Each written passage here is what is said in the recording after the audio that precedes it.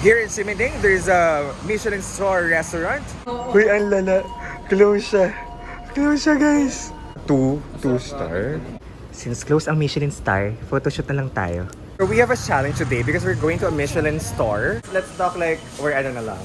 Like we're social. Or we don't know Tagalog that much. Okay. Oh, it looks like really something. We are lost. Thank you, Shishi. People are so helpful here. Ang ganda naman ng facade ng Taipei 101. I mean, ng Taipei main station. Diba? Talagang getting lost in Taiwan. Pinatayan tayo ng ilaw. So we met people from New Zealand.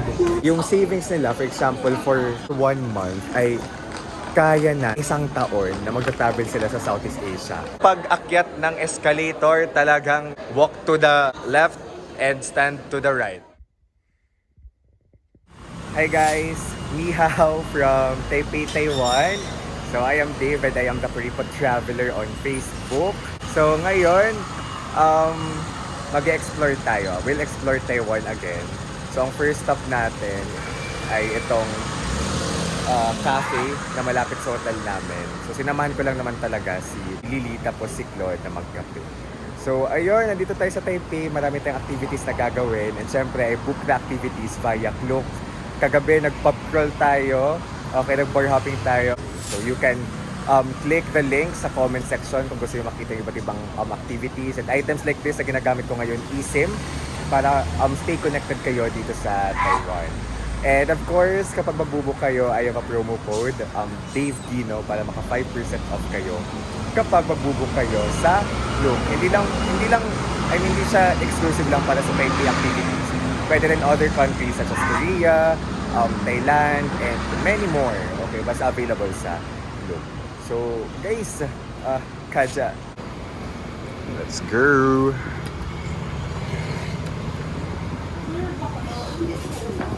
Hazelnut. So, is that the guy from last night? Yeah. So, kumusta ang inyong cafe? Hazelnut? Okay lang, ayoko magkape ng hindi nag-breakfast. Kayo okay lang, hindi ka nagkakaya per acidity? Nakakahit. O, diba? Ang tatapang. Kumusta? Delish? Ikaw, Delish? I feel like I have a very strong Stomach. Yeah. Sa bagay. We're crossing paths And we are meeting at a tangent line. and meeting in a tangent line. Oh, so magko-cross tayo parehas. Tayo na lang. Kami na. Kasi nandun yung Ximending. Ay, sorry. Nagpark lang kami saglit. Amin. It's a brand new day with our friends. Stop pala namin guys ay tapos na kami sa cafe, sa coffee shop, ay sa Ximilin Star. Na-mix ko yung Ximilin tapos Ximending. Ximending is a very popular area here in Taipei. It's one of the touristy spots here in Taipei. And here in Ximending, there's a Michelin star restaurant, like braised beef restaurant, braised beef noodle restaurant. And we're gonna try. So we're gonna ride the bus here from wherever we are right now, 667. And they're sitting pretty. Lane, kaya mo mag-ganito sa Pilipinas. Yun seri. Tapat. Go guys! Kaya nyo yan! Oh, Pinoy. Ha? Ang ingay! Oh, Pilipino. Kasi kanina may Chinese, ay may Filipino nagtanong sa atin kung saan yung Jufen. Tapos sabi ko, guys, ang certain natin kasi ang hirap mag-bus kasi ang layo ng 1 hour. So, pero tomorrow ako nang bahala kung saan pupunta. Talaga magsama si Dave. Buti na kasama ka namin. Ikaw na lang Ano? sa lahat. Ikaw na lang sa namin. Magtayo ka, Dave Gino. Speaking of Dave Gino, Oh. singit mo na. Speaking of Dave Gino, that's my promo code. Wow. Promo code. Promo code on Klook for 5% discount para hindi kayo mag-bus tulad ng mga Pinoy na nakita natin dito ngayon na nagtatakbuhan. Ayaw kayo natin magtakbuhan. Nakaka-haggard yun. Eto na, 667. Let's go. So this is how we ride the bus. Thank you, Pat. Sabay niyo rin si Jazzy. Kasi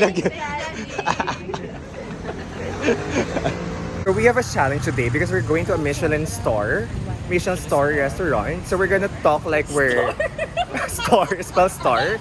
So we're gonna like have What? the Araneo kind of speaking.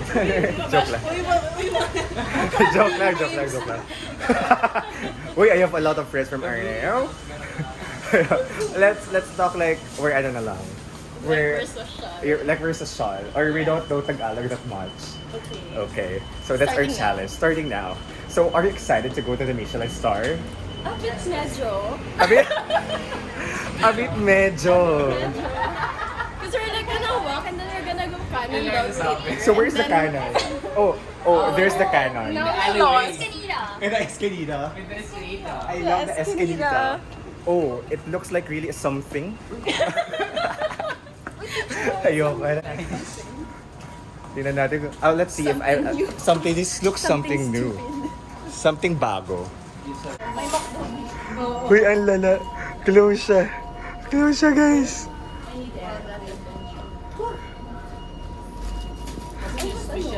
I am so sad. It is closed right now. Ayan, Michelin. 2 star. Ilan ba pagka magpasarap? 5? Hindi ko sure. Basta may star ka. Kahit one yung Isa lang. Pero mo sa school yung may star ka. Anyway, sige. Namnamin na lang natin na sa Michelin star. Tayo. 30 days. Sige, salamat ha. Sige, hanap natin ng ibang kainan. May liyang. Gamitin na lang natin tong aesthetics. Ito. Ito, para may Chinese. Ay go.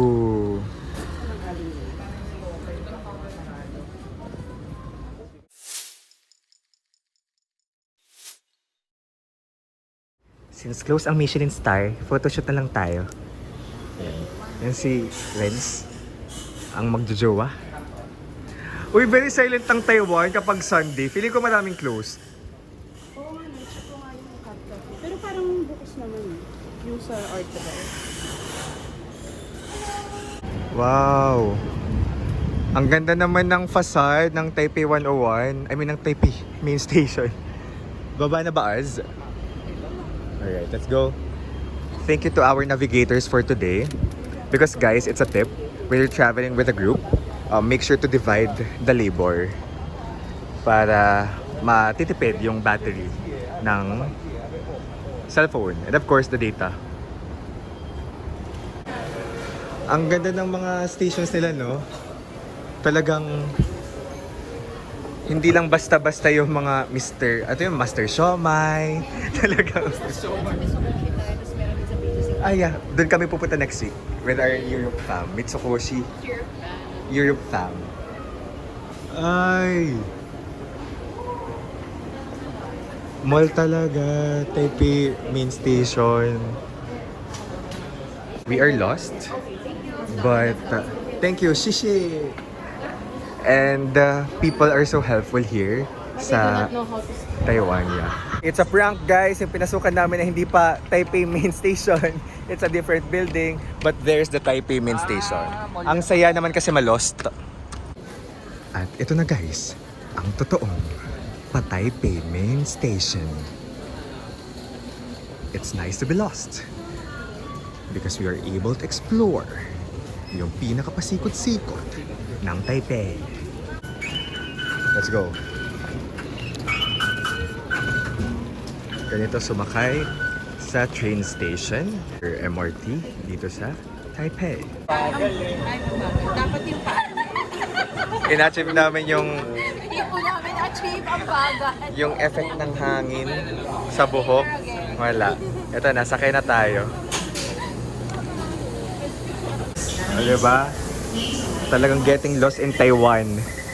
Pinatayan tayo ng ilaw. Lumagpas po tayo sa pararoonan natin na Taipei 101. Sunday morning. Rain is falling. Ah, okay. So dito. Oh, so hindi tayo na lost. Ayan, finally, we found our way, the right way to Taipei 101. So that will be another vlog ha, ng Taipei 101. Aya, Buday. Next Buday. Kahit next year. Ayaw yun ang Buday. Napaplano sila ng next travel. We're riding the escalator. And share ko lang guys, kagabi di ba nag-pub crawl kami? Airport hopping. So we met people from New Zealand. Diba tinatay namin mag-travel tapos lang pinag-iisipan namin kasi wala kaming pera. Pero those Westerners, yung mga taga New Zealand na newlywed na na-meet namin, very honest naman sila to say na they're lucky to be in a country like New Zealand na okay yung worth of living, mahal pero okay din yung pay sa kanila.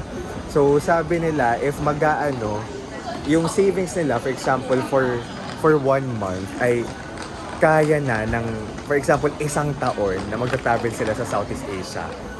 So, that answers why ang dami kong nami-meet na Westerners, na travelers, na nagbabakasyon ng 6 months, 1 year, kasi they have money to finance themselves, to fund themselves. Whereas, tayong mga Pinoy, mahaba ng 2 weeks, diba, na biyahe, na bakasyon.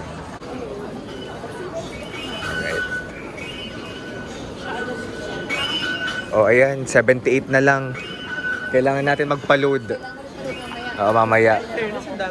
True, yung 200 natin, naka more than day na tayo.